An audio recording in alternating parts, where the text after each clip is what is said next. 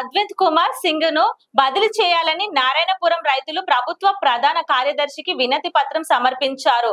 తమ గ్రామానికి చెందిన 700 మంది రైతుల 1100 ఎకరాల భూములను పాస్ బుక్స్ ఇవ్వకపోవడమే కాక 36 మందికి రైతులపై కేసులు పెట్టారంటూ రైతులు ఆరోపించారు. వెంటనే కలెక్టర్ ను బదిలీ చేయాలని వారు డిమాండ్ చేశారు.